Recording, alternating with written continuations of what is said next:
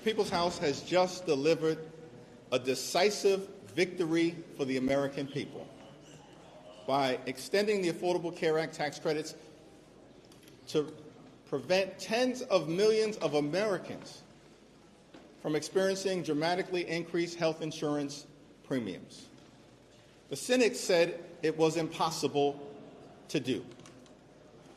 But where I'm from, difficult takes a day, impossible takes a week. And in this first full week of the new year, House Democrats, every single one of us, joined by 17 Republicans, have partnered in a bipartisan way to protect the health care of the American people. House Democrats said from the very beginning that we would pour every ounce of heart, soul, spirit, and strength that we had to stand up for the health care of the American people and to address the affordability crisis that exists in the United States of America. I'm thankful for the resolve of the House Democratic Caucus and our partnership with Senate Democrats, who made clear for months, beginning in September, that our commitment was to fix our broken health care system and address the Republican health care crisis, beginning with the extension of the Affordable Care Act tax credits. I'm thankful for the leadership of Katherine and Pete Aguilar and Richie Neal and Frank Pallone and every single House Democrat, including Lauren Underwood, who's been a steadfast leader and supporter of the Affordable Care Act tax credits, which are all about protecting the health care of working-class Americans, middle-class Americans, and everyday Americans. And that's what House Democrats will always be about. I'm thankful for the leadership of Senator Chuck Schumer and every single Senate Democrat who in December supported legislation for a straightforward 3-year extension of the Affordable Care Act tax credits. And we know that that legislation has a majority of support in the United States Senate right now. Every single Senate Democrat and at least 4 Senate Republicans. John Thune needs to bring the bill up for a vote immediately and stop playing procedural games that are jeopardizing the health, the safety, and the well-being of the American people. It's now my honor to yield to Whip Katherine Clark. Thank you so much, Mr. Leader. And topping off my list of gratitude is to you and for your incredible leadership and strength and perseverance. And I want to really take this opportunity to thank the American people, because it is them. It was their persistence, the millions of calls they made to members of Congress, the times they showed up in town halls, and if their member wouldn't hold a town hall, they took to the streets. They wrote letters to the editor. They emailed. They made sure they told the stories of their families and the impact on their children. The doctors talked about the impact on their patients and what was happening with the closure of hospitals and the maternity health crisis that we have in this country. And today, with the strength and determination and unity of the Democratic Caucus as led by our chairman, Pete Aguilar, and our leader, we have said that the people's voice will be heard in the People's House. And this is just a first step into restoring a healthcare system that the Republicans have raided in order to give tax cuts to the billionaires. But we stand ready. We stand ready to hold the Senate accountable to make sure this tax credit is extended and that we bring affordable health care to every part of this country and to every American who needs it. And we will continue to work to address the affordability crisis in this country, and we will celebrate today and get back to work on making sure that we are meeting the needs of the American people. I couldn't be prouder to be part of this caucus, this incredible leadership team, and I'm proud to yield to our chairman, Pete Aguilar. Thank you, Whip Clark. This is a victory for the American people, but I did want to thank Whip Clark, the Whip team, the staff team, the leaders team, and the leader himself for all the work and the energy that they put into delivering this vote for the American people. This is about lowering the costs that people face, because we have heard from our constituents, we have heard in our districts and back home, parents are having to struggle to make ends meet, to pay rent. Seniors are struggling to pay the costs of health care and prescription drugs.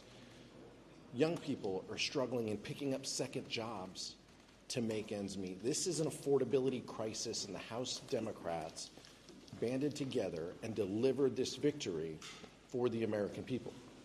That's what this was about. But make no mistake, Speaker Johnson and Republicans tried to put up every roadblock they could to delay and to stop us winning this vote and delivering these premium benefits to the American people. But despite all of that, we worked, we hustled, and the leader guided this ship to deliver this victory for the American people, because that's what this is about.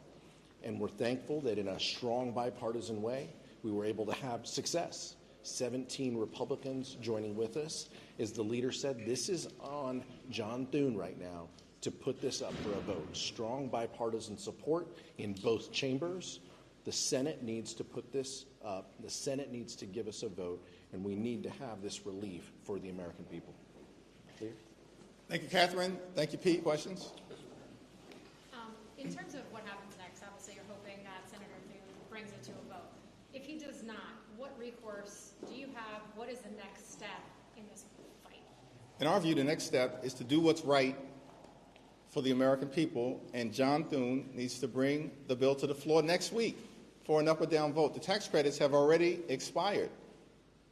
Mike Johnson allowed these tax credits to expire because House Republicans, in their leadership, they knew that we had the votes once the discharge petition was successful, and yet they sent everyone home a few weeks ago. And so there's no need for any further delay. John Thune knows that a majority of the United States Senate supports a straightforward, clean, 3-year extension of the Affordable Care Act tax credits. He should bring the bill to the floor next week without any further delay. But if he doesn't? I know you'll be supporting Leader Schumer, helping Senate Democrats pressure Johnson to put this bill on the floor, but you all have used discharge petitions on the Epstein files, the Affordable Care tax credits. What else can the American people expect House Democrats to use legislative and procedural tools to address some of these cost of living issues in addition to health care going forward?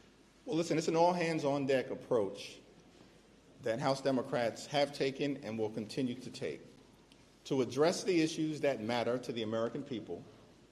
First and foremost, to deal with the high cost of living. Costs having gone down in the United States of America during the Trump presidency, costs have gone up.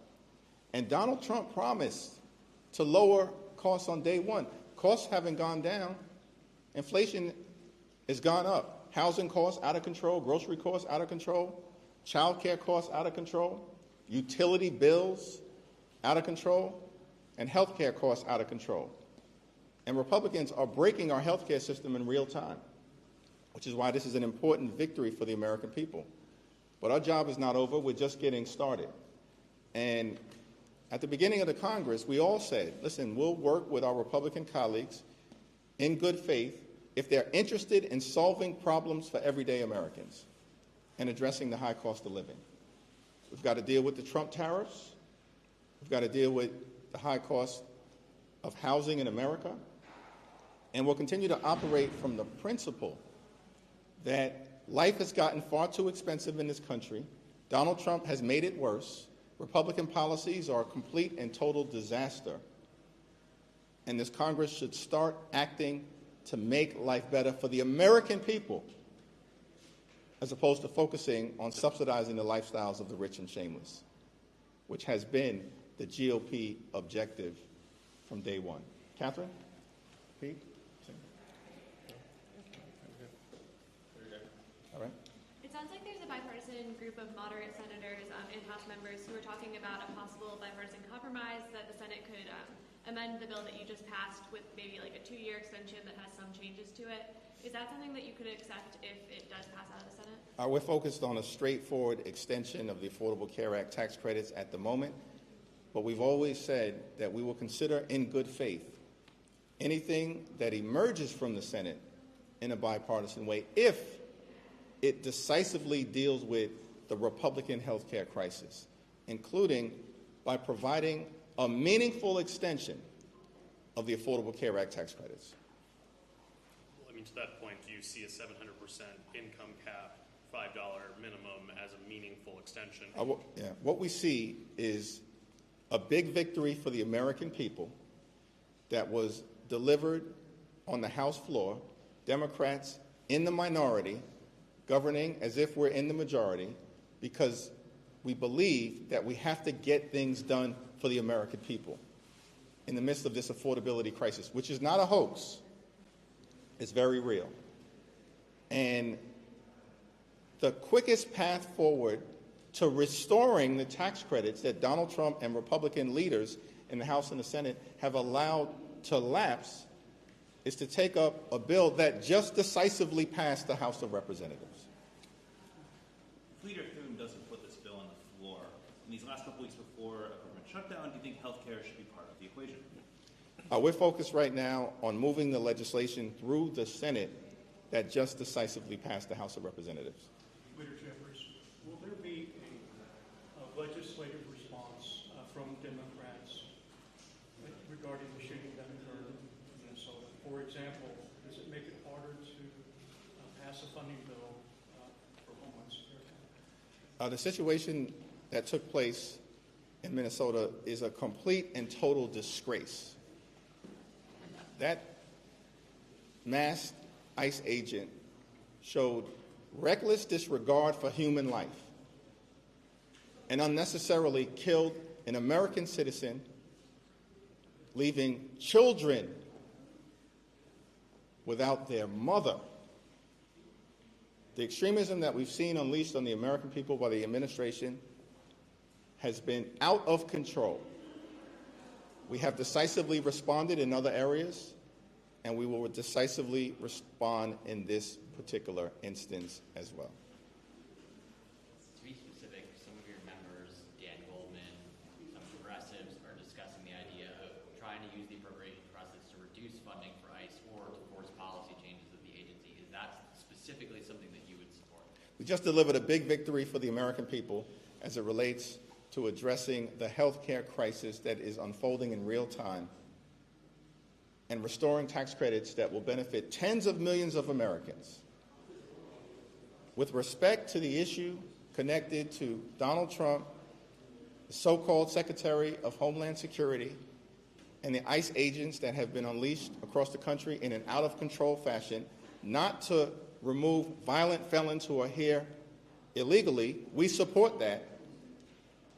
But targeting law-abiding immigrant families all over the country, it's why Donald Trump's immigration policies are underwater in terms of public sentiment. And in the next few days, we'll be having some conversations about a strong and forceful and appropriate legislative response by House Democrats. Thank you, everyone.